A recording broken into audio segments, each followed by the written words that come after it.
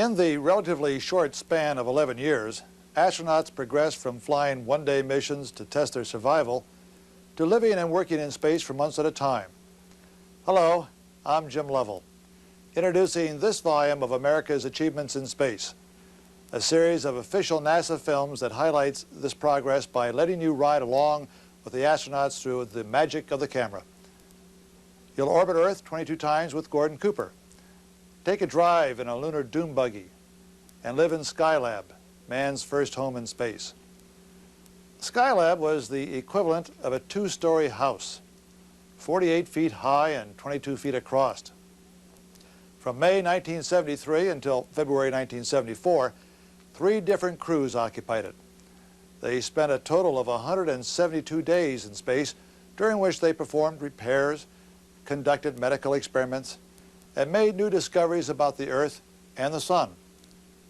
The pictures are really great, showing how they ate, slept, showered, played ball, and ran around the wall of their space house.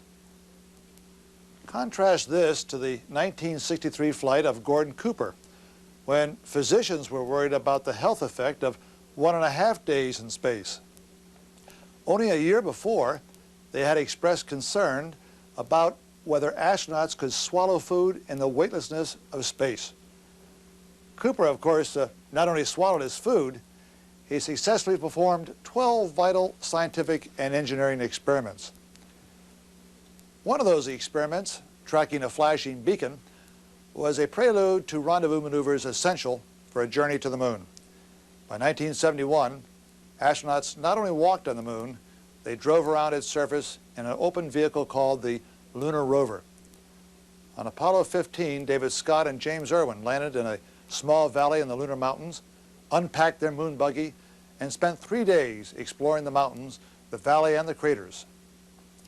You'll be the third astronaut as you ride along with them and look at scenes they described as unreal, super, and the most beautiful thing I have ever seen.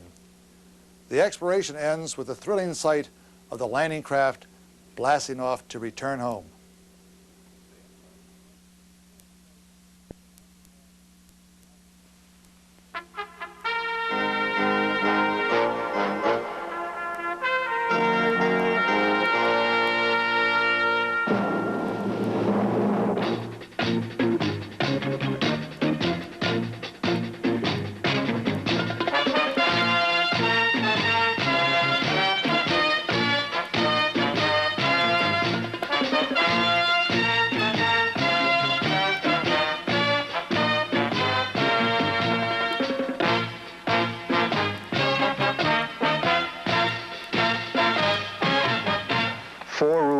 Earth view. Sounds far-fetched at the moment, doesn't it? But you know, we may be seeing ads like this in the not-too-distant future.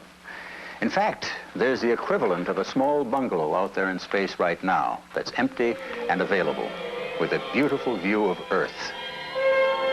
Skylab, a bungalow that has already had 9 tenants.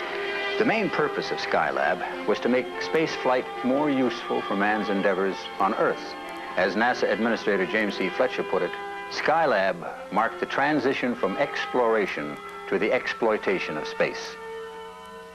As has been said, the average taxpayer is entitled to ask, what's in space for me? Well, the results from Skylab will, we hope, answer that. Let's take a look now at the development of the Skylab space station itself. As I said before, this was really an economical venture to which the earlier major space programs contributed greatly, enabling the Skylab project to use flight hardware already in existence. It's 48 feet tall and 22 feet across, with a 13,000 cubic foot interior, 10,000 cubic feet of working space in the main section alone, the equivalent of a small family bungalow. Skylab is divided into a lower floor with crew quarters, wardroom, and medical experiment area, with an upper floor for space technology equipment. The multiple docking adapter provides docking ports for the command module, as well as housing the control console for the solar telescopes, and a series of cameras for conducting Earth resources observations. The command module used to take the astronauts to and from Skylab is identical with that used on the Apollo flights and left over when that program was cut back. So, as we can see, much of the hardware needed for the Skylab program was already available. The unmanned orbital workshop was launched in May of 1973 atop a Saturn V rocket from Pad A, right here at Kennedy Space Center in Florida. 10, 9, we have ignition sequence start. The engine's now building up to 7.7 million pounds of thrust. We have a launch commit and we have a liftoff. The swing arms moving back. When the flight was scarcely a minute old, a serious problem developed with the workshop. Mounting temperatures in the workshop indicated the failure of the meteoroid shield, which was actually torn off by the slipstream during launch.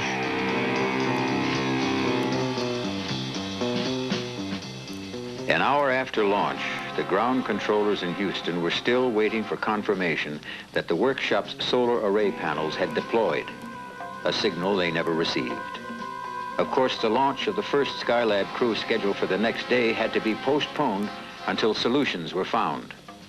The urgent need was to stop the rapid temperature rise, which was immediately accomplished by ground control in reorienting the workshop so it was no longer broadside to the sun.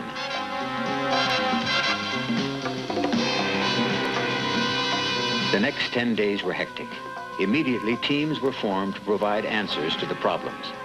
A major objective was to design and fabricate a thermal shield that could be deployed on the workshop to make Skylab habitable. Throughout the United States, teams worked round the clock in an all-out effort to perfect such a design.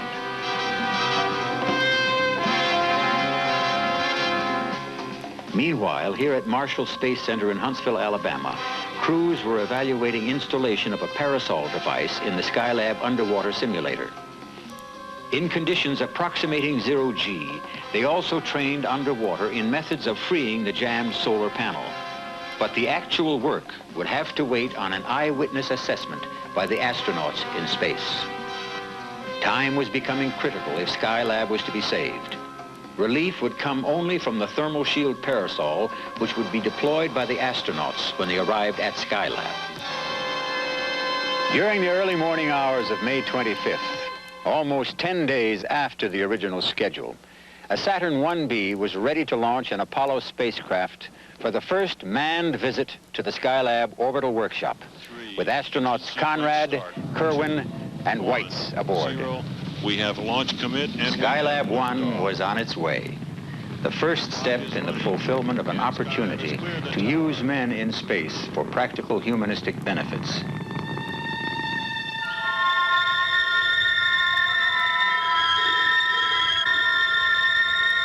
By mid-afternoon, the crew rendezvoused with Skylab and performed a televised fly-around to assess the damage.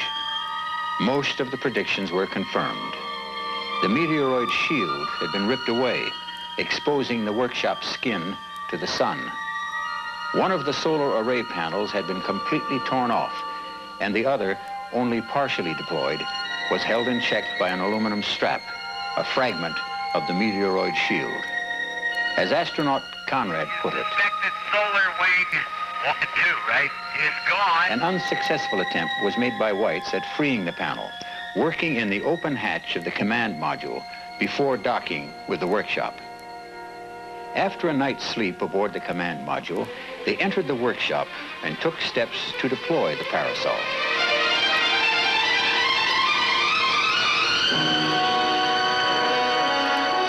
In mission control, optimism that the mission would be saved wasn't long in coming, as external skin temperatures began dropping rapidly, and within the workshop, too, they had started to fall.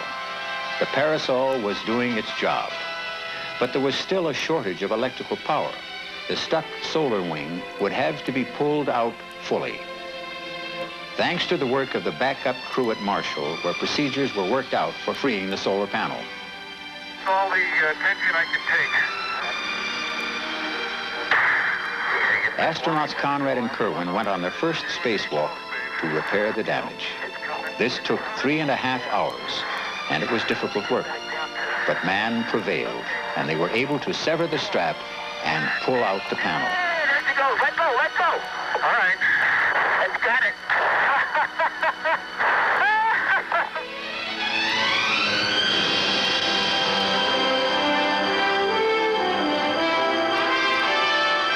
Within hours, the power situation was nearly normal. The mission could continue. A mission transformed from near ruin to success. From the beginning of manned space flights, there's been a concern about the ability of man to survive flight through space and be able to perform satisfactorily in prolonged periods of weightlessness. This was a major concern and objective of all three Skylab missions, and was especially true on this mission. For the first time in space, there was a medical doctor aboard to supervise the tests in the Life Sciences program, astronaut Dr. Joseph Kerwin. This lower body negative pressure test provided valuable information on the cardiovascular system, carefully checked and monitored on the control panel, which supported all medical experiments. A measure of motor sensory performance, an experiment designed by a high school student, using a punchboard apparatus for eye-hand coordination to measure changes in motor sensory skill of the crews. Balance, orientation, and perception, so important to man's ability to function efficiently in space, was another of the life science tests. The astronauts were instructed to exercise frequently, and one of the techniques was the ergometer, or bike, to help keep them in shape. This also served as a test for possible changes in metabolic activity while working and living in a zero-G environment, as well as a check on heart rate and blood pressure under these workloads. Throughout each mission, a vast number of tests were made on eyes, ears, nose, throat, and blood samples were taken and returned for post-flight testing. Actually, we've seen only a small portion of the medical tests covering muscle and bone development, heart and blood tests, perception and equilibrium, and even cell growth. The ability to monitor, record, and transmit medical information over such a distance on the most advanced equipment yet devised will prove invaluable and undoubtedly be adapted for use in hospitals here on Earth. The tenets of Skylab certainly indicated that men could live comfortably in space for long periods of time with no apparent harm. It can be said that with Skylab, we have completed the most extensive medical space missions ever flown and learned many new things about man in weightlessness. Outer space is a truly revolutionary platform for materials processing, since all of the adverse effects of gravity are absent. This makes it possible to perform operations in materials processing and manufacturing that would be virtually impossible here on Earth. Many space processing experiments were performed aboard Skylab in a vacuum chamber and heat treating apparatus, including an electron beam gun and small electric furnace. The formation of crystals might well be the most valuable of all the manufacturing experiments.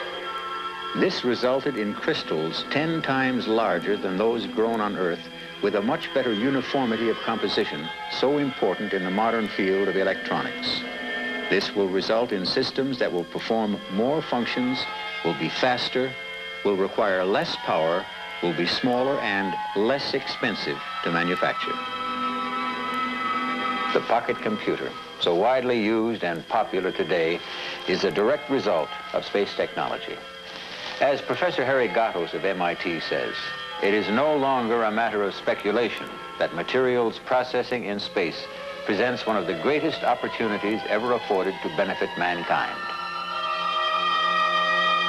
And kids, when it comes to blowing bubbles, how about this?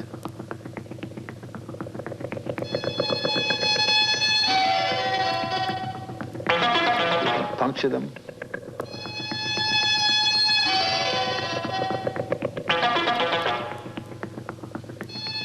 pull them, and pick them up, but they still won't break.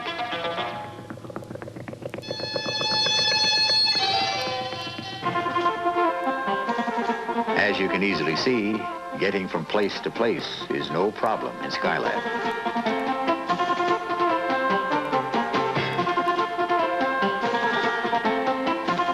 Weightlessness can be lots of fun, too, as Pete Conrad shows as he exercises, much like a squirrel in a cage.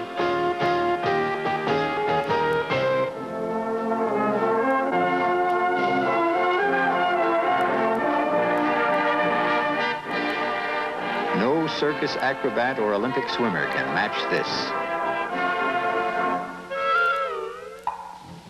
We all know Alan Shepard was the first to play golf on the moon. Well, here's the first space ball game ever played.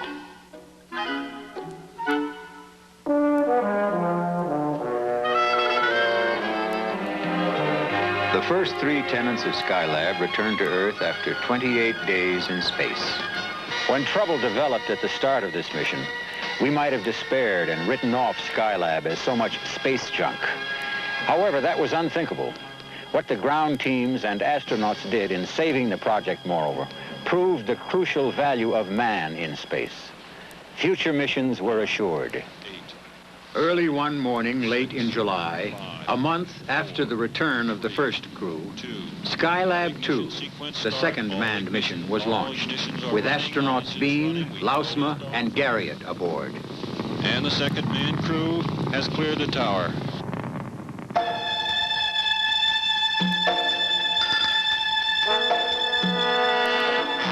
During the 8-hour chase of Skylab, one of the 4 thrusters used for maneuvering their command module sprung a leak. Mission Control ordered the astronauts to shut the leaking assembly down. Bean still managed to dock perfectly.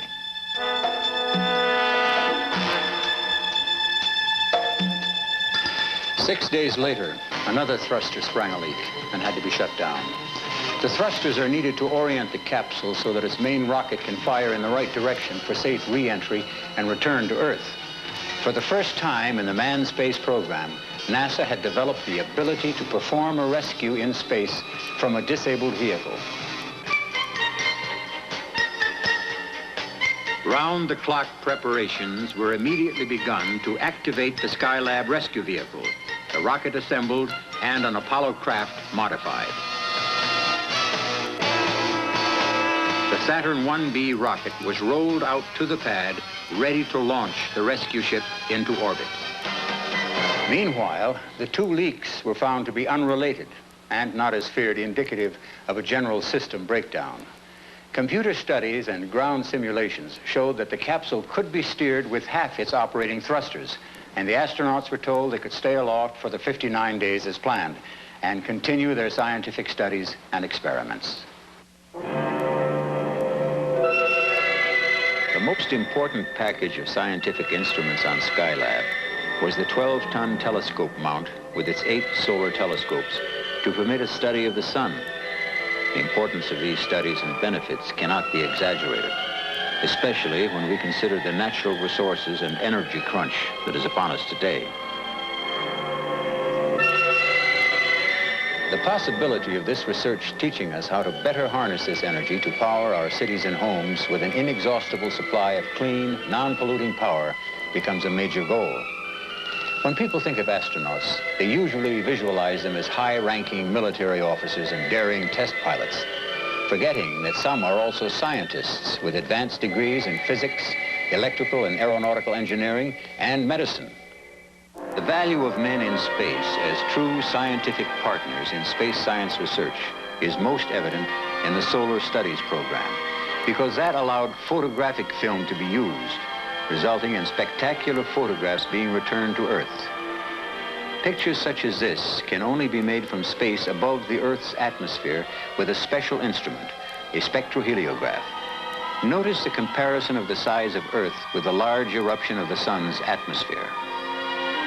Other wavelengths were used to help follow changes in the sun apparent when this photograph was analyzed.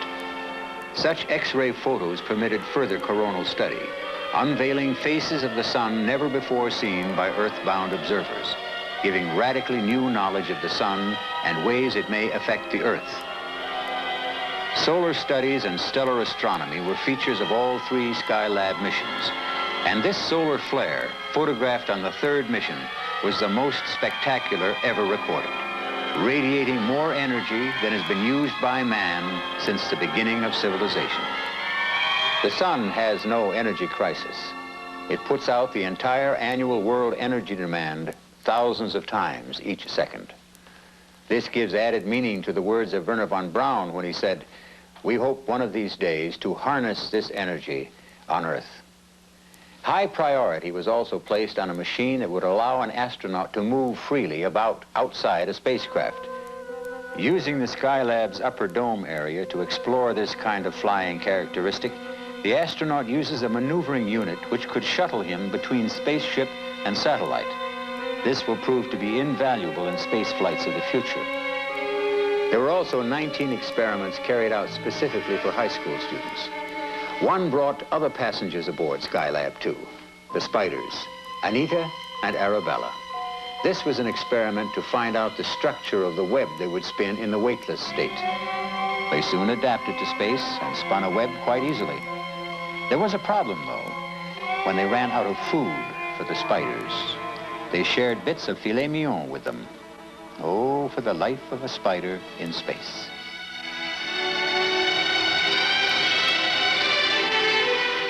The Skylab 2 crew spent almost 14 hours in spacewalks, augmenting the parasol with a twin-pole sunshade, changing film for the solar telescope, and retrieving canisters containing over 77,000 pictures of the sun from outside the workshop.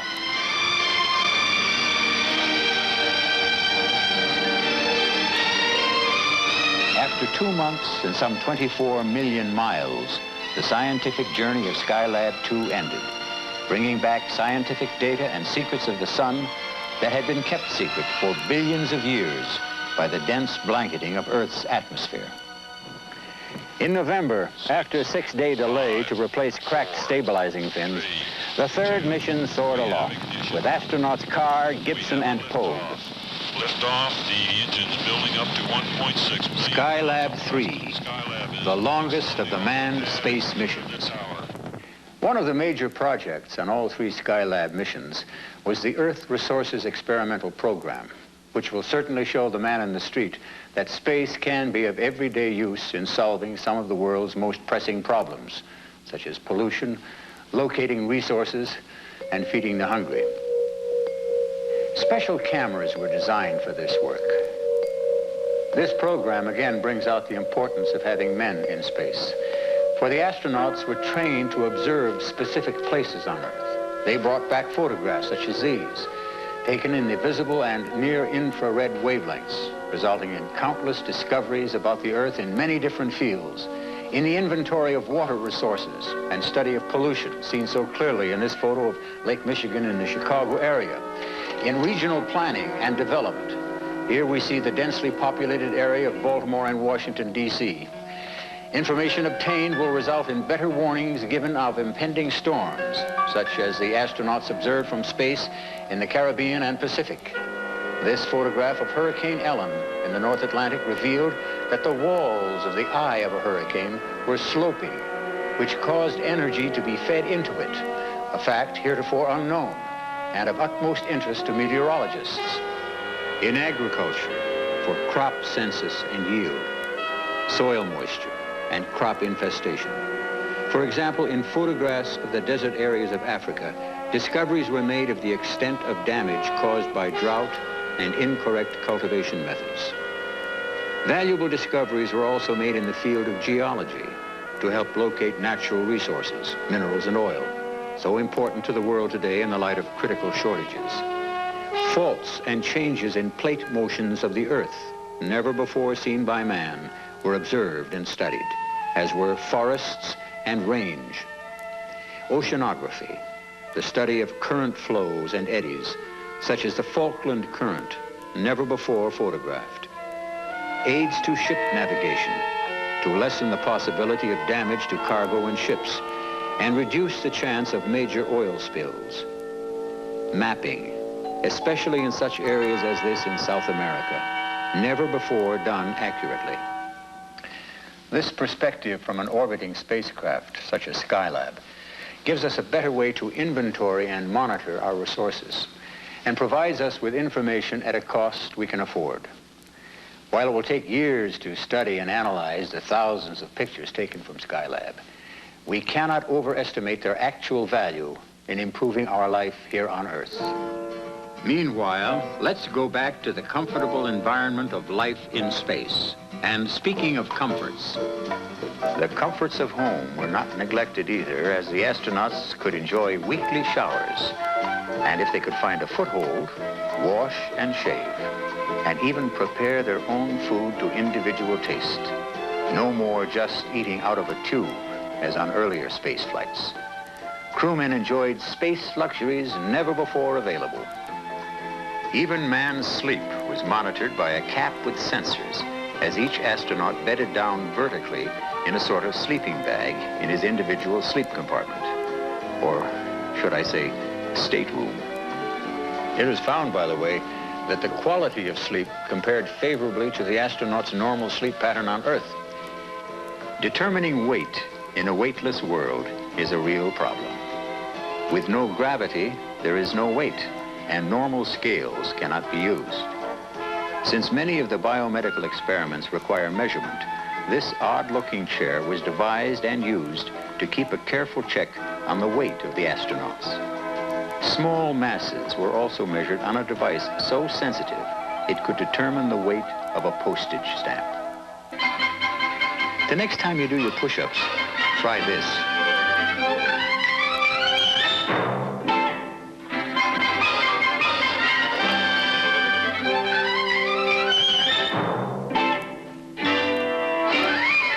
It was quite a chore when the astronauts got ready to go outside for a spacewalk.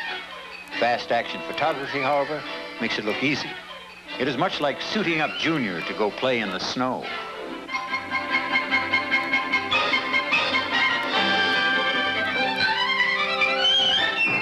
The Skylab crew spent 21.5 hours outside the workshop in spacewalks, changing and retrieving film, observation, and repairing equipment.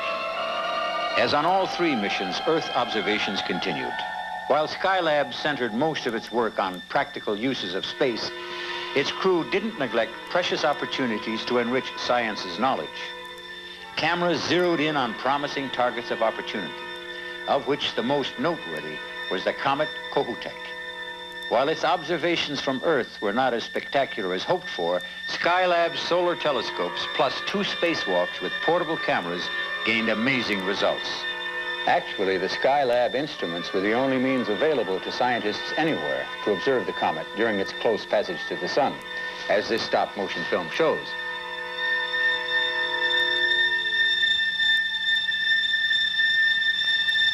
The fact that the astronauts were able to observe the comet at this time and even make sketches proved scientifically valuable in collecting basic data needed to make the greatest advance in cometary research since Halley's time. While we were celebrating the holiday season of 1973, each in his own way, there was a special celebration aboard Skylab 3. The Skylab Christmas in Space. And of course, that included the stockings, hung by a very unusual Christmas tree, painstakingly constructed out of food cans and decorated by the astronauts with a very special star on top, Comet Kohoutek. And now, a Christmas message from space, showing concern for people everywhere. From the Skylab 3 crew, we wish to extend to people around the world the message of peace, goodwill, and human understanding. After setting a new record of 84 days in space, the third manned Skylab mission ended with a splashdown and recovery in early February of 1974. It's impossible to single out one thing as the most important among the more than 2,400 experiments performed during the Skylab missions on a flight path that covered almost 75% of the Earth's surface. It is certain, however, that Skylab has established a basis of factual data for the design of future space systems and the planning of future manned operations in space. Even more important, it has demonstrated that man has important work to do in space. And for humanity in general, there is no doubt that this use of space makes an important contribution in allowing man to manage his affairs here on Earth more in harmony with nature. Before the crew left the space bungalow, they configured it for a possible revisit by somebody, perhaps by the future space shuttle, or as the space administrator said, a little green men from space. The orbital workshop will continue in a 270-mile-high orbit for 10 years or more. It's up there right now. Maybe you'd like to be the next tenant. 4 rooms, beautiful Earth view.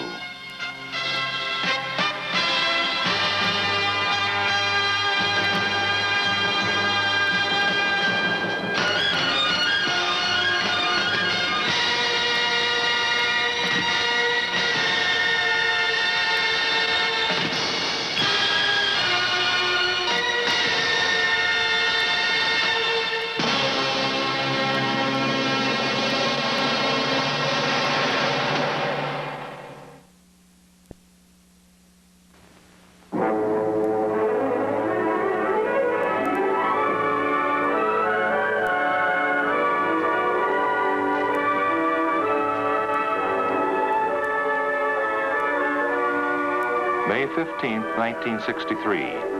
The place, Launch Pad 14, Cape Canaveral, Florida. The event, Project Mercury's final manned flight in Earth orbit, forerunner to Projects Gemini and Apollo in the nation's space program. Witnesses of the event, the people of the world, on the site in Florida, at television screens throughout North America and Europe, and at radios on other continents. High above Cape Canaveral, an aerial camera records the launch.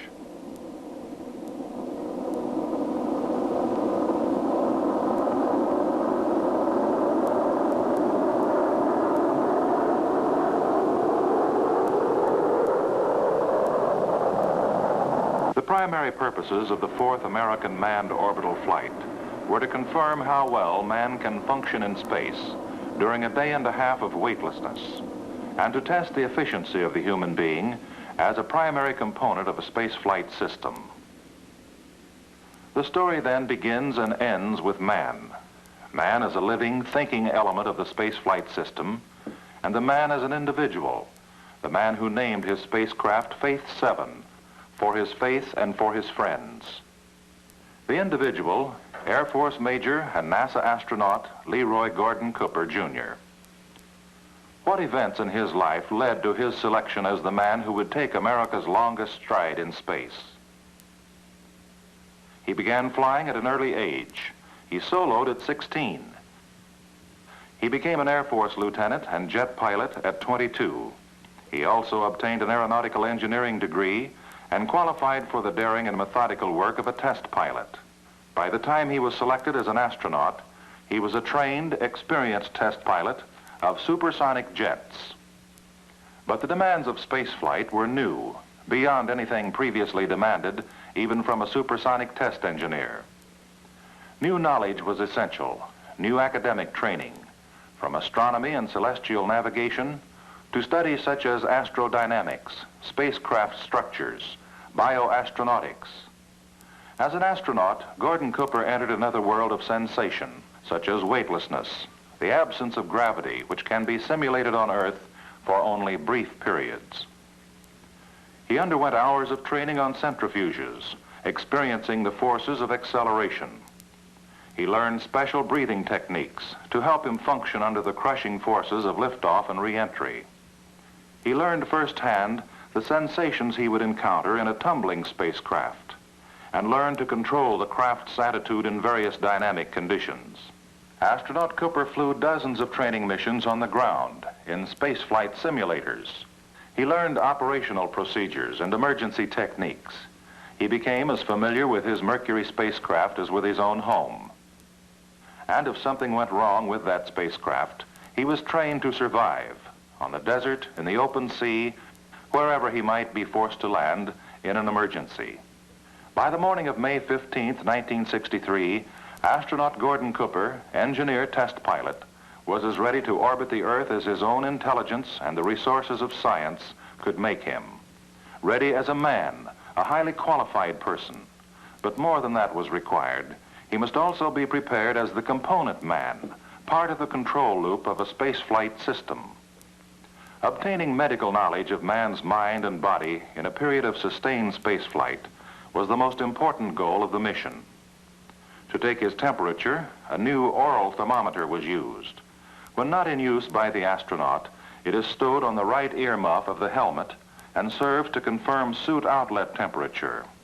It consists of a thermistor embedded in a latex probe and has a range from 75 to 105 degrees Fahrenheit. Delicate sensors obtain heartbeat and respiration rates. They're placed on the torso and under each arm at the 6th rib level. An electrolyte material aids in conducting the electrical signals. This tiny microphone is worn by the astronaut for taking his blood pressure. It is positioned over the brachial artery on the upper left arm. To measure his blood pressure, the pilot presses a button on his instrument panel. A special cuff is inflated on his arm, much like those in everyday use in a doctor's office. The electrical outputs of the microphone and cuff pressure, like other bodily measurements, are fed into this single telemetry unit, are converted into electronic signals, and transmitted by radio to doctors on Earth. Repeated use of this exerciser during flight was also programmed to yield additional cardiovascular data on exertion while weightless. Relatively free movement of his hands and arms is possible for the astronaut during normal flight since his suit is not normally pressurized. The atmosphere within his cabin is maintained at a life-supporting pressure. In an emergency, however, should the cabin lose its pressurization, the suit would be automatically pressurized to protect the astronaut. A careful test of the suit is made just before flight to be sure there are no leaks. When Gordon Cooper left the astronaut preparation facility, Hangar S at Cape Canaveral, to board the transfer van that would take him to the gantry, he knew that his spacecraft had also been prepared for the mission with meticulous care. Faith 7 had been mated to its Atlas launch vehicle days before. Over 100 changes had been made from previous Mercury spacecraft, time-consuming changes in miles of wiring, in solenoids, valves, dials, and even in screws and bolts. The most important ones, such as removal of the periscope, were designed to reduce weight and increase space for storing greater quantities of consumables, oxygen, attitude control system fuel, food, and water. New instruments, such as cameras, antennas, and a metal sphere with flashing lights. In addition to medical studies, 12 special experiments were scheduled. The 95-foot space vehicle consists of the reliable 3-engine Atlas booster and sustainer, the spacecraft, and the escape tower. Mated together, these major components of Mercury Atlas 9 were a towering tribute to the energy and brains of the nationwide industrial team which created and united them. From almost every state in the Union, materials, designs, parts, components, and assemblies had come to this Florida beach from the thousands of men and women working in the nation's effort to succeed in space. No one was more aware of the work of more than 50,000 people leading up to this moment than astronaut Cooper as he entered the spacecraft.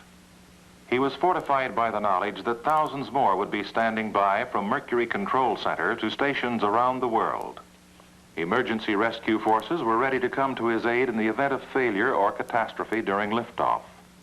And other rescue crews were stationed at strategic points beneath his flight path in case of emergency landing before the completion of the programmed 22 orbits. The day before, the MA-9 flight had been postponed due to a radar problem at the Bermuda tracking station. The man, the space vehicle, and the support systems must check out 100% before liftoff. There's no margin for error when a man is launched into the void of space. On May 15th, 1963, the countdown proceeded faultlessly. Woomer, how do you read? Status green, reading loud and clear. Roger. Canton, how do you read? Status is green, clear with background noise. Roger. Around the world, all tracking stations were green for go. This is Texas Capcom, read you loud and clear. All status is green. Roger. Eglin M&O, how do you read? Eglin M&O, reading you loud and clear. All status is green. Roger. Test 465 is at T-minus 24 minutes and counting. MA-9, the vast and intricate edifice itself, responded perfectly to the careful scrutiny of men like those who had built it. Stand by for status. Airman. Go. ECS. Go. Sequence. Go. Electrical. Go. ASCS. Go. RCS. Go. Tom. Go. TM. Go. CO. Go. Flight. Go. Tony. I'm go.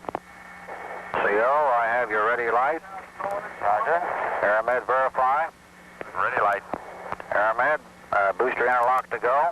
Go.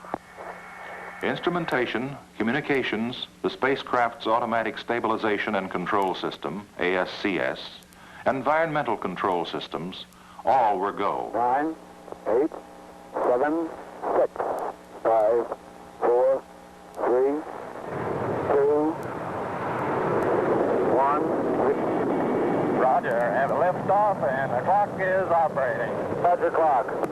Sigma 7, phase 7 on the way. Standing by to start the backup clock.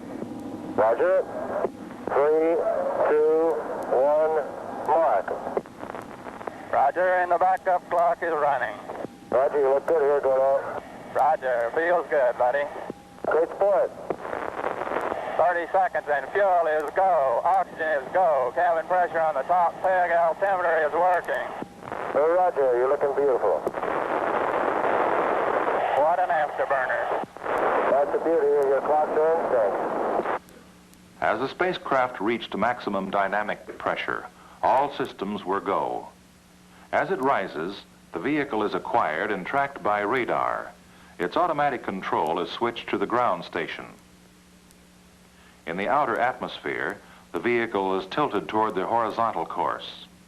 The escape tower remains in position to pull the spacecraft away from the launch vehicle in an emergency. At about 2 minutes 15 seconds of flight, BECO, or booster engine cutoff, will occur. Sun is coming in the window now. Roger, we're standing by for your BECO. Roger. Animation will show events beyond camera range. Roger, BECO. The sustainer engine drives Faith 7 toward orbital speed and altitude. When the spacecraft can escape with its own posigrade rockets, the tower is jettisoned. And there goes the tower, and does she take off? At 100 miles up and a speed of 17,544 miles per hour, SECO, sustainer engine cutoff, occurs as Faith 7 is inserted into orbit. 1 second later, it separates from the launch vehicle. Set cap green, SECO, I'm on off stamp. Going fly-by-wire. Everything is green here. Faith 7 was inserted into orbit exactly in the center of its programmed envelope. Using fly-by-wire control, astronaut Cooper then turned the spacecraft so that it traveled with the retro rockets and the heat shield facing forward. This way, the retro rockets could be fired to reduce speed and end orbital flight if necessary. The small jets of hydrogen peroxide, which change the spacecraft's attitude, have no major effect on the path or velocity of the orbital flight. At 14 minutes 53 seconds, contact was made with the Canary Islands tracking station. Phase 7, this is Canary Capcom. Roger, Canary Capcom, phase 7, reading you loud and clear. What temperatures would you like, over? Capcom is the capsule communicator in contact with the spacecraft at each tracking station. In addition, 28 ships and 172 aircraft were stationed around the world in pre-selected recovery areas. Contingency forces were also ready in the event of emergency landing. Phase 7, this is Zanzibar Capcom. How do you read? Roger, Zanzibar, reading you loud and clear, phase 7 here. An added advantage of having a man performing in the spaceflight environment was indicated by astronaut Cooper's ability to keep a detailed record of his flight on the onboard tape recorder. For example, approaching his first night. First night side, and I have a bright blue band, a thick diffused band of blue color, a bright blue band. The sun spread out very widely. Is setting now. And there it goes. Phase 7, Firth has their lights on tonight. You might look for them and see. Roger, I have the lights of Firth in sight, loud and clear. From the perigee or low point of 100 miles over Bermuda to the apogee or high point of 166 miles over Australia, the first orbit was nearly perfect. Capcom at Guaymas, Mexico, gave astronaut Cooper his go for 7 orbits. Gordon, we're giving you a go for 7 orbits. Roger. For 30, how many? Roger. If all was well, in the 7th orbit, he would get a go for 17, then for the full 22. Meantime, he began the special experiments. The first was the use of this slow-scan television camera to relay pictures to the ground at the rate of 1 picture every 2 seconds. These pictures resulted from a transmission over Florida. 15 minutes before sunset on the 3rd orbit, Major Cooper prepared to eject this sphere or beacon for another experiment to find out how well man can see flashing lights in space to help with rendezvous and docking maneuvers in future space programs. And I am on fly-by-wire. I've armed the squib.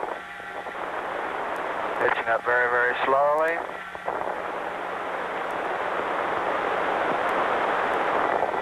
And we'll deploy the flashing light minus 20 degree point.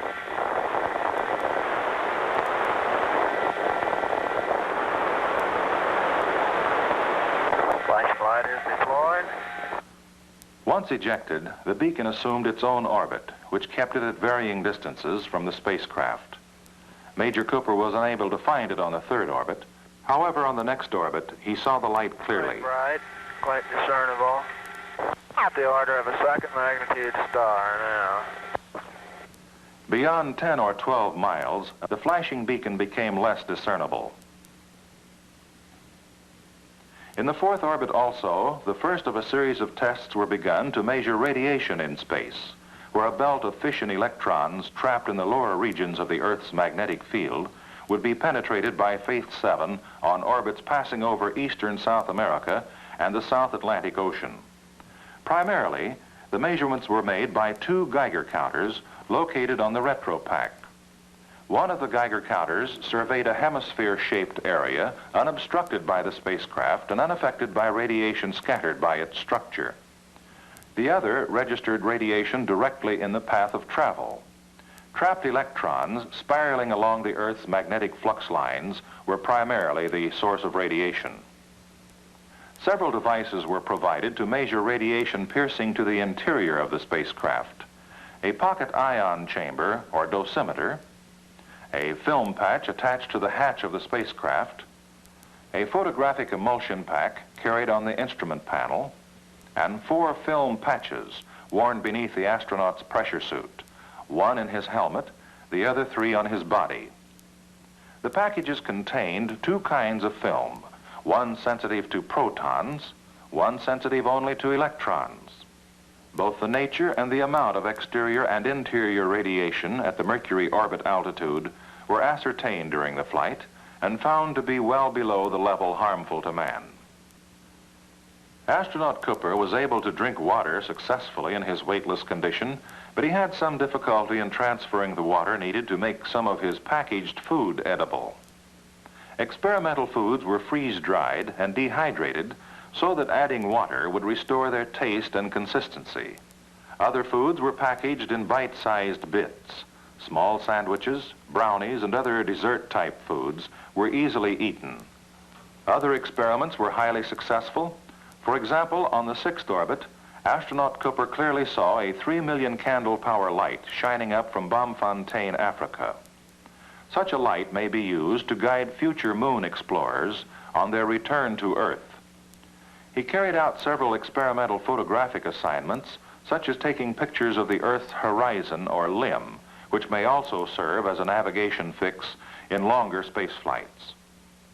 Another photographic research project involved use of a 35mm camera to shoot 2 dim light phenomena best observed beyond the Earth's atmosphere. One is called zodiacal light, believed to be a weak reflection of sunlight from free electrons and dust particles. The other dim light phenomenon he photographed was the Earth's night airglow layer, a weak 3-colored band of light around the Earth. Time exposures with a 35mm camera will yield data on the height and intensity of these layers and on solar energy conversion processed in the upper atmosphere. Infrared photography of the Earth on black and white film was also performed for the Weather Bureau to obtain data for the design of improved television cameras and future weather satellites. From time to time, the astronaut also shot color pictures of scenes selected at random. This picture was taken of the Atlas Mountains of Africa. Now, this is a view of the Himalayas,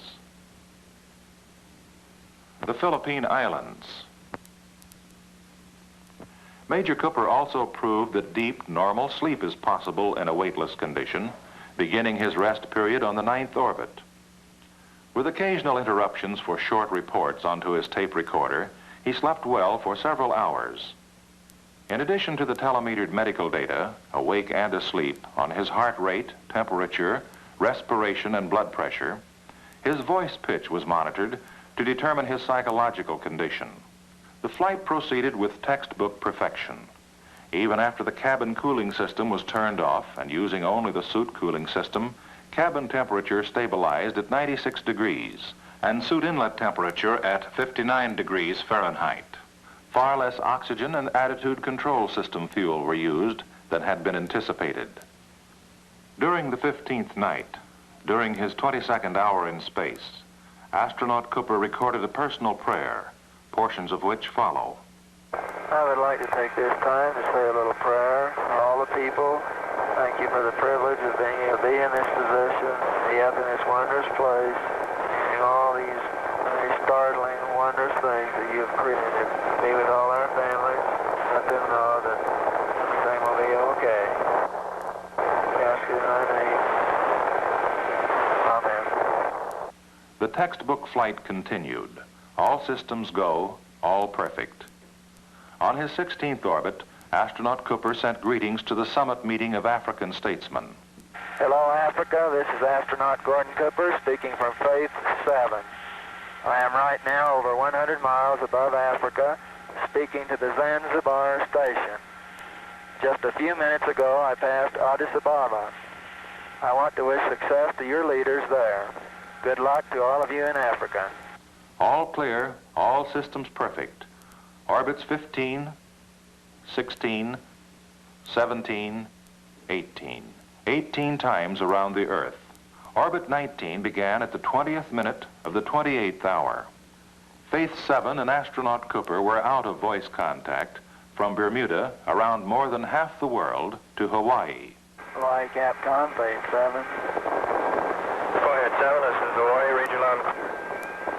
Oh, Roger. I wonder if you'd relay to the Cape a little situation I had happen, see what they think on it. While turning my warning lights off and back on to dim, my 05G telelight came on in my telelight panel.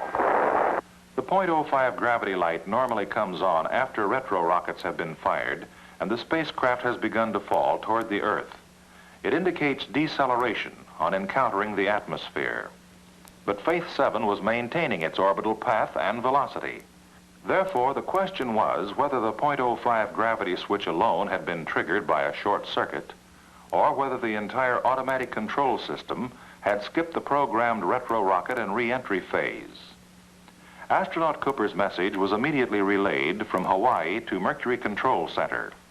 By the time he passed over Cape Canaveral, beginning his 20th orbit, NASA and contractor engineers had broken down complete schematic diagrams of the spacecraft and were ready to spell out certain tests for the astronaut to make to determine the seriousness of the unscheduled light.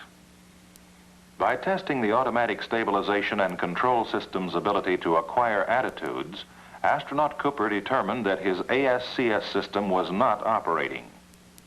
He performed more tests and exchanged information directly with tracking stations and by relay with Mercury Control at Cape Canaveral. A machine seldom makes a mistake, but a machine fails. A man must not fail. Between the man in the spacecraft and the men on the ground, it was determined that astronaut Cooper would have to fire his retro rockets and control re-entry by hand.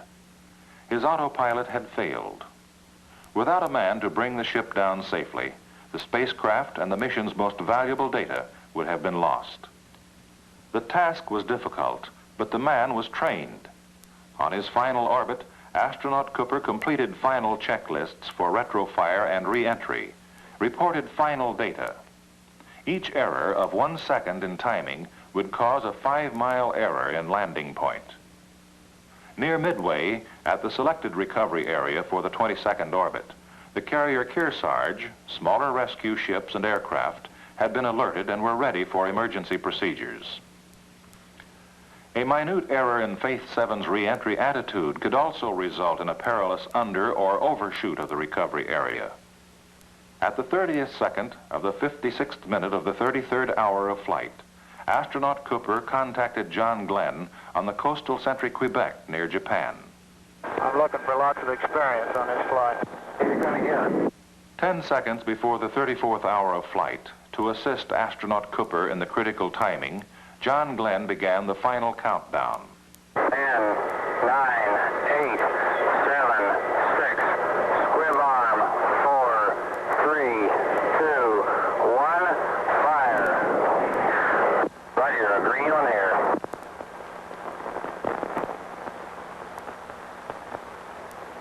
Roger, I think I got all three. Roger, how's your attitude hold, Gordo? Well, pretty fine there.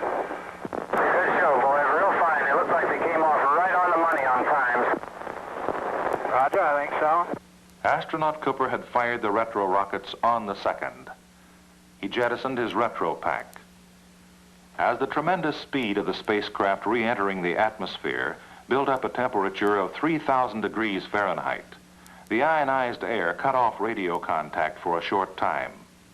Now it was a matter of waiting, hoping for contact to be reestablished, hoping for accuracy, hoping the chutes would open and hold. Faith 7 was picked up by radar 184 miles out and falling fast. Shortly thereafter, the main parachute was sighted.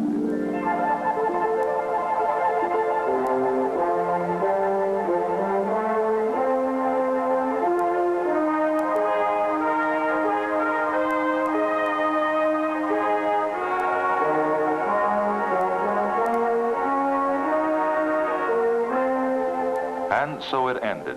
34 hours, 20 minutes, 31 seconds.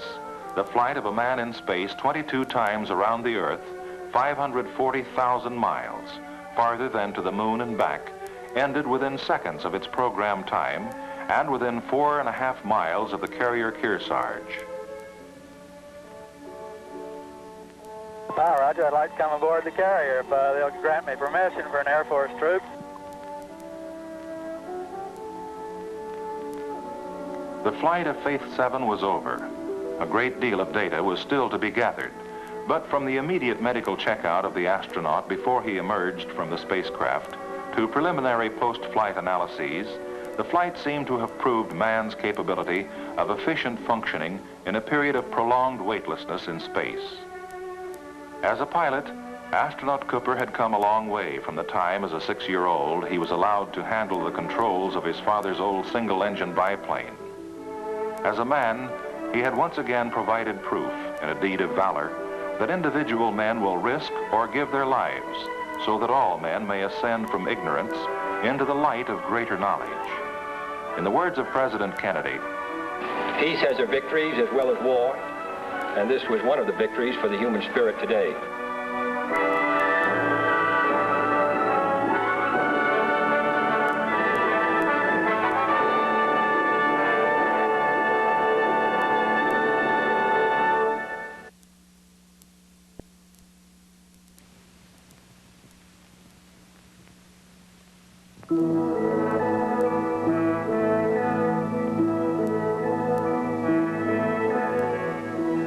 Miles above the moon, Dave Scott and Jim Irwin looked out the window of their lunar module down toward Al Warden in the command module, which had completed its separation maneuver. Beneath them, the 15,000-foot peaks of the lunar Apennine Mountains. Soon they would fly low over those peaks on their way to a landing in a little valley in the mountains of the moon.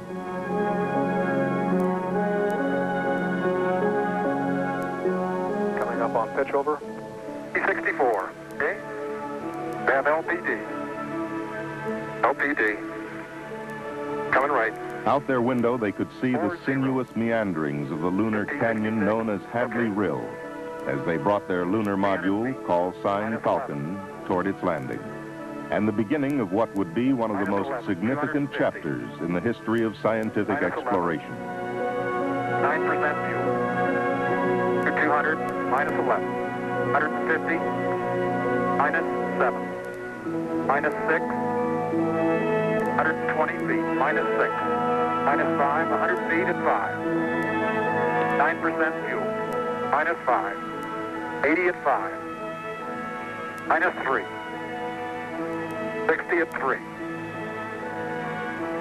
50 at 3. Cross pointers look good. 40 at 3. 33. 25. 2. Okay, I've got some 7% fuel. 20 at 1. 15 at 1. Minus 1. Minus 1. 6% fuel. 10 feet, minus 1. 8 feet, minus 1. Contact. Bam! Okay, Houston, the Falcon is on the plane at Hadley. Roger, roger, Falcon. No denying that, we had contact. Houston, the Hadley base here. Tell those geologists in the back room to get ready, because we've really got something for them. Scott and Irwin were located on an undulating plain situated between the Apennines and Hadley Rill, an area selected by the scientists as being one of the most geologically significant sites on the moon. Okay, overhead hatch is open and latch. 2 hours after touchdown, Dave Scott stood up in Falcon's upper hatch to survey their landing area. Oh boy, what a view. I can see Pluton and Icarus. As Scott stood describing the craters and mountains, we on Earth perhaps did not yet realize the scope and extent of the coming mission. Aboard the lunar module was a small dune buggy-like car called the Lunar Roving Vehicle, or just plain Rover. The astronauts would travel miles in collecting samples and placing and conducting experiments. There are no sharp, jagged peaks. There are no large boulders apparent anywhere. They would observe the layering of the lunar terrain, most clearly seen in the formation 14 miles to the south, called Silver Spur. This layering, later to be observed in the mountains and the rill, gives scientists a direct look at the structure of the moon and a deeper insight as to the significance of the collected samples.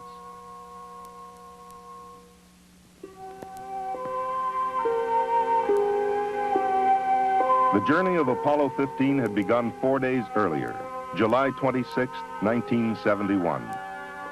The crew, Dave Scott, spacecraft commander and veteran of Gemini 8 and Apollo 9.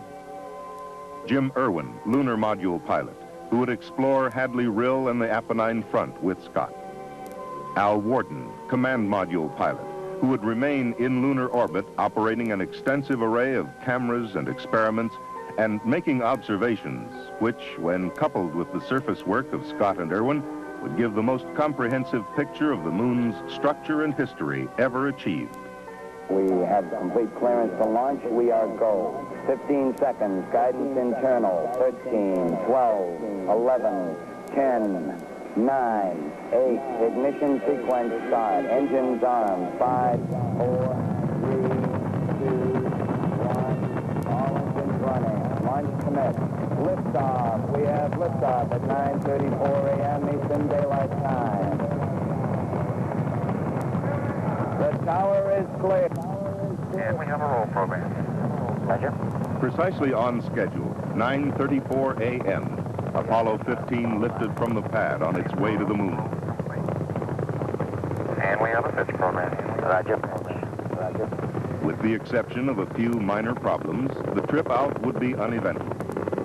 The command module Endeavour, carrying the lunar module Falcon, would arrive in lunar orbit with Scott's announcement, Hello, Houston. The Endeavour is on station with cargo, and what a fantastic sight. Oh, this is really profound. I'll tell you, this is absolutely mind-boggling up here. Gentlemen, I can well imagine that a foreign planet must be a weird thing to see.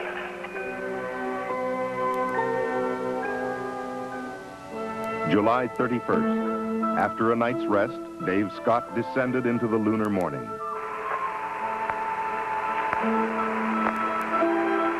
Okay, Houston, as I stand out here in the wonders of the unknown at Hadley, I try to realize there's a fundamental truth to our nature. Man must explore. And this is exploration at its greatest. Scott was then joined by Jim Irwin.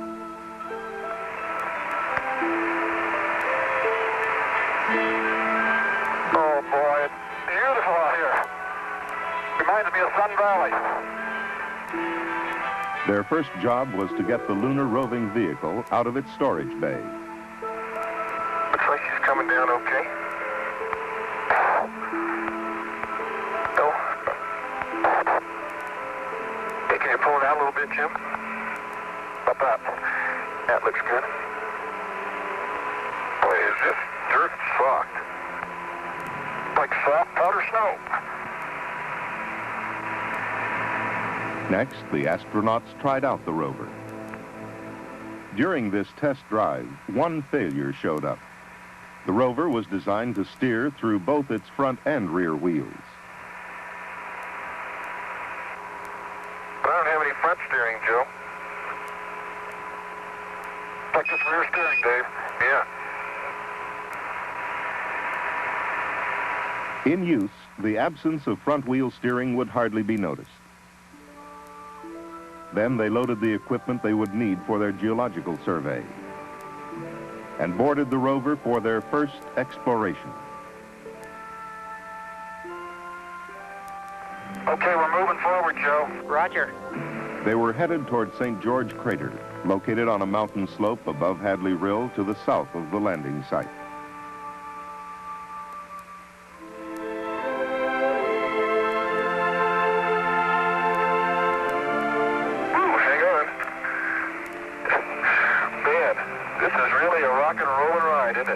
There would be a stop to collect samples at a smaller crater called Elbow, then arrival at the base of St. George, and a look into Hadley Rill. Oh, look at that. Oh, look back there, Jim. Look at that. That's beautiful. That is spectacular. This is unreal. The most beautiful thing I've ever seen. Scott then adjusted the television antenna on the rover. A 250,000 miles away, in Houston's Mission Control, a flight controller operated the television camera mounted on the rover. Scientists and engineers on Earth could directly monitor the lunar exploration. And those of us at home watching on television felt like the third astronaut on the moon. It looks fairly recent, doesn't it? It sure does. Okay, now we got the fillet, we got the soil, now we need to sample the rock. The astronauts began to collect samples and photograph the area. The samples would consist of rocks picked up with a rake-like device, soil samples, selected rocks, and chips taken from boulders. Can you imagine that, Joe? Here sits this rock, and it's been here since before creatures roamed the sea on our little Earth. They would also drive core tubes into the lunar soil to collect contiguous specimens from beneath the surface. But now it was time to return to the lunar module. Not to end this first work period on the lunar surface, but to begin another phase. I can't believe we came over those mountains. We did. It's just a beautiful little valley. Yeah, those are pretty big mountains to fly over, aren't they?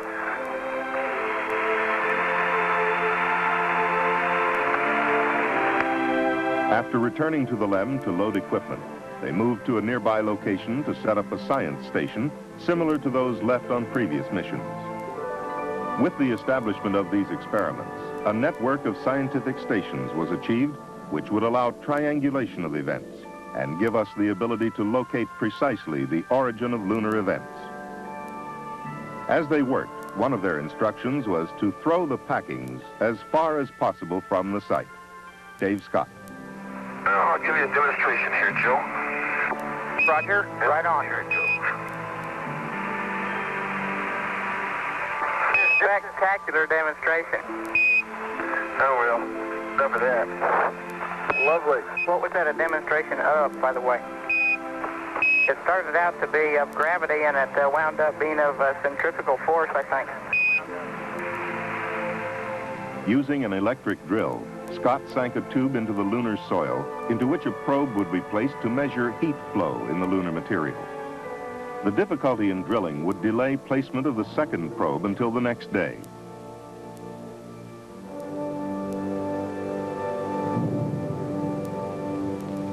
The science station was then activated, and Scott and Irwin closed Falcon's hatch on EVA number 1. And Tsiolkovsky is big enough so that you do get some, at least optical impressions of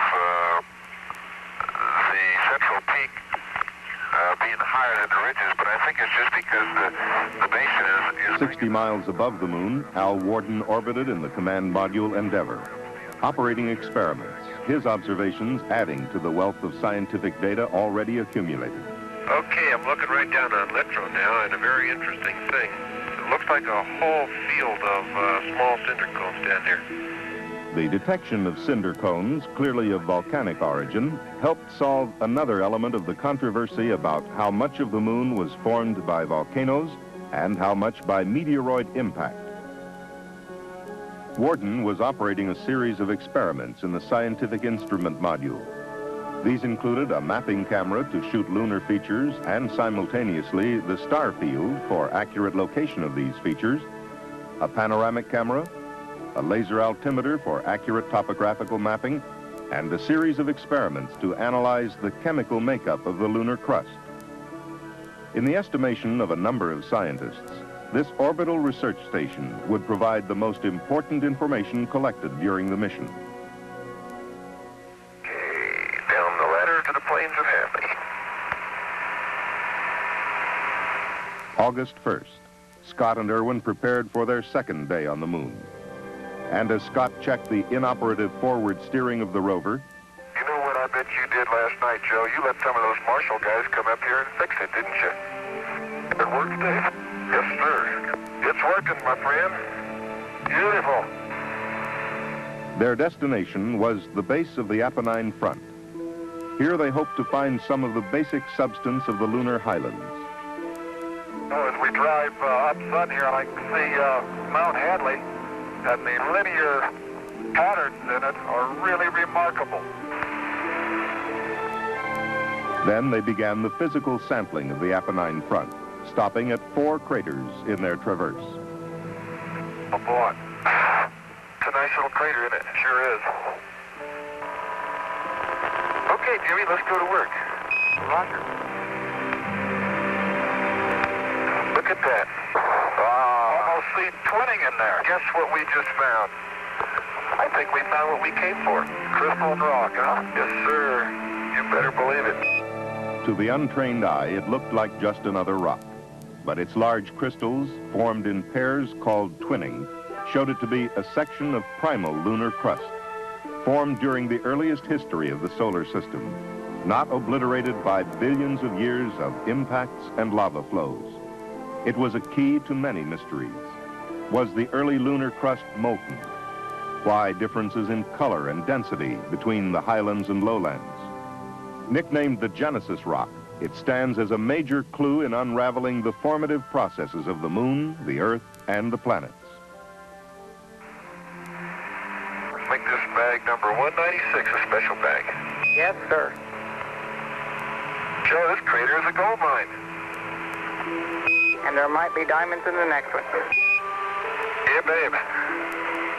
Then we saw another practical use of television in lunar exploration. And Dave, you're going to want to cinch up Jim's collection bag probably before you go much longer. It's coming very loose there. Okay. Coming very loose. Let me do it right now, Joe, so we don't forget it. Roger, we sure don't want to lose that one. I don't know what we'd do without you, Joe. Okay, Jim, let's get on a rover and get back. Yeah. It's nice to sit down in it. Oh, it is. Okay, and we're on our tracks. Roger. And follow them home. There's sure a lot of neat rocks in Dune. Too bad we can't spend some more time. On your next trip. Yeah, next trip, you're right. Making me seasick. What do you expect traveling on the Mari? They returned to the science station where Scott once more manned the drill to place the second heat flow probe and later to get a deep core sample. The difficulty in drilling was shown by Scott's hands, which would carry bruised fingernails from his efforts for several weeks after the mission. Okay, Dave, take heart. You've got just 1 minute of drilling left. Okay, we made a little money, didn't we? Hand over fist. It was time to get back into the LEM and end EVA-2. The drill and attached sections were left in the ground for removal during the next day's traverse. On Earth, scientists pored over data from the television, from the astronauts' descriptions, and from the orbiting experiments. The 1,400 photographs the crew would return would themselves constitute a major scientific legacy. Lunar exploration was achieving a new maturity. We are now exploring to test new hypotheses, and the pieces were fitting together. One scientist, when asked why he didn't sit down and rest after an around-the-clock session, replied, "I can't. I'm too excited." Oh, it's nice to be outside where you can stretch a little bit. Okay. That's the site. Yeah, I'll meet you up there. Out to the drill. We last left our friend. Oh, it's our friend, huh? Yes, it is. If we could just get our shoulder under that.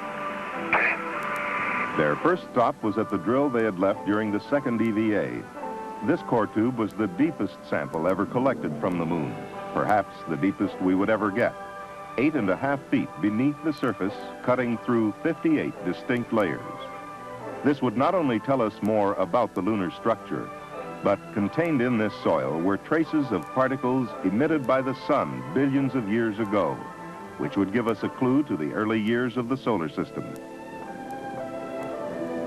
But now it was time to leave the core tubes to be picked up later and head west-northwest to the rim of Hadley Rill.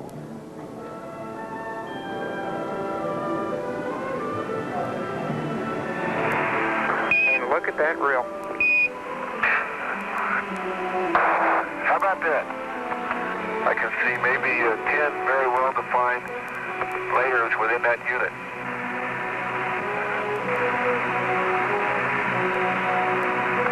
Hang on.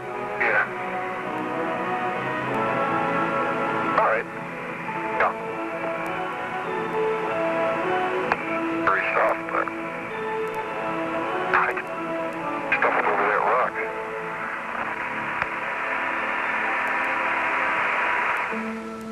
Then Scott and Irwin descended a short distance over the rim of Hadley Rill to get a piece of one of the large blocks thought to be lunar bedrock.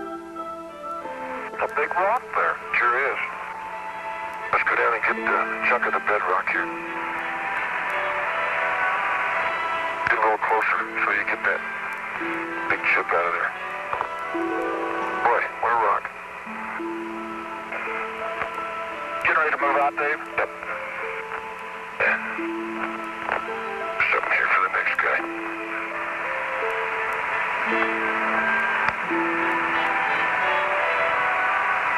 Okay, hop on and we'll get on with it here. They buckled their seat belts for the ride back to the lunar module. Oh, what a big mountain that Hadley is. Yeah, it's beautiful. The sun is really fierce.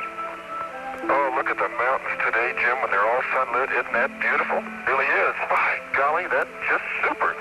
You know, unreal. Dave, I'm reminded of a favorite biblical passage from Psalms.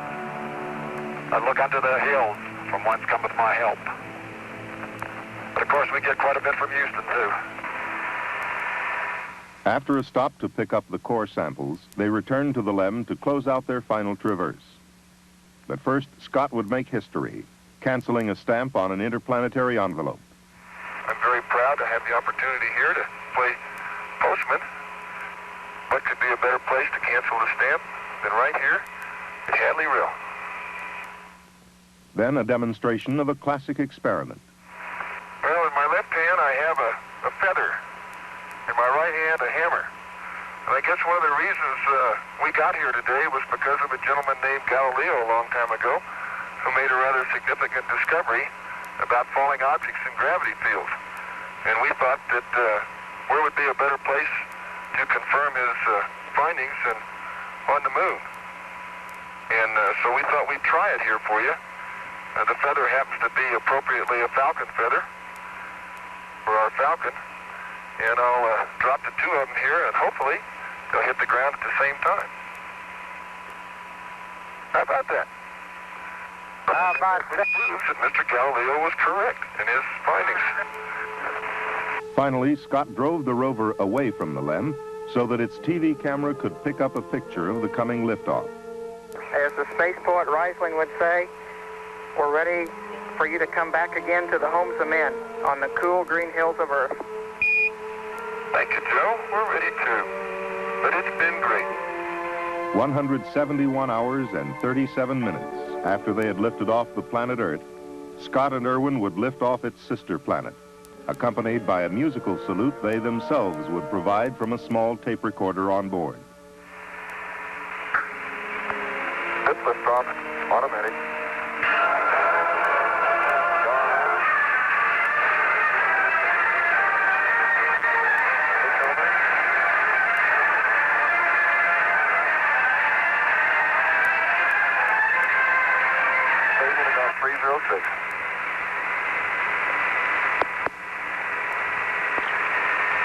Hey, good smooth ride, Ed. Almost sounds like the wind whistling, doesn't it? Oh, what a view of the rill, huh? Older track coming down into it.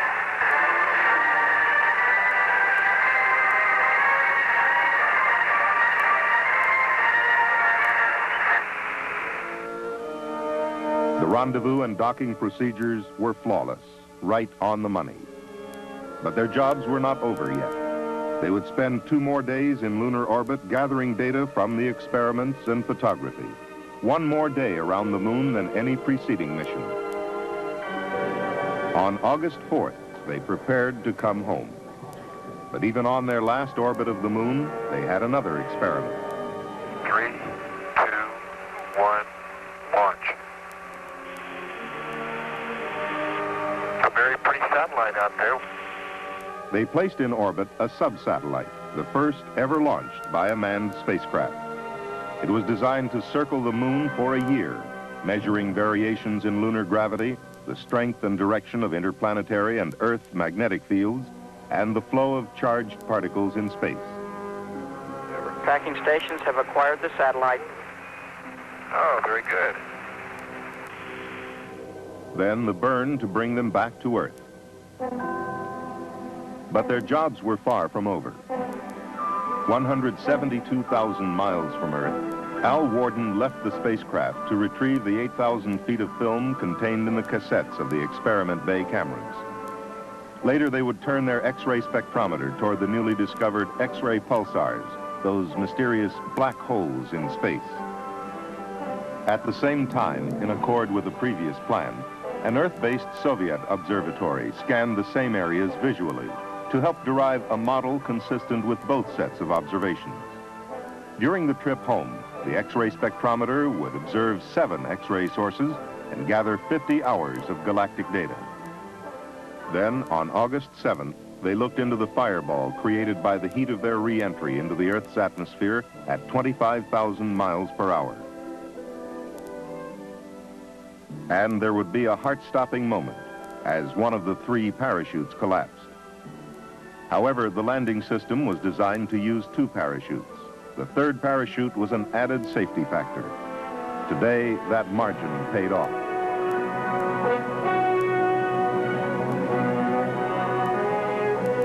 The success of Apollo 15 had been spectacular. The scientific results had been almost unbelievable. In the words of one scientist, a 5-for-1 mission. Yet while we rejoice in our success, we cannot afford to forget the sometimes painful efforts that gave us these achievements. Spacecraft Commander Dave Scott. I think many people have contributed to this pinnacle we've reached. Some have contributed more than others, and we know of 14 individuals who contributed all they had. And because of that, well, we left a small memorial on the moon. About 20 feet north of Rover 1, in a small subtle crater, there's a simple plaque with 14 names. And those are the names in alphabetical order of all the astronauts and cosmonauts who have died in the pursuit of exploration of space. Near it is a small figure representing a fallen astronaut. We went to the moon as trained observers in order to gather data not only with our instruments on board, but with our minds. And I'd like to quote a statement from Plutarch, which I think expresses our feelings since we've come back. The mind is not a vessel to be filled, but a fire to be lighted. Thank you.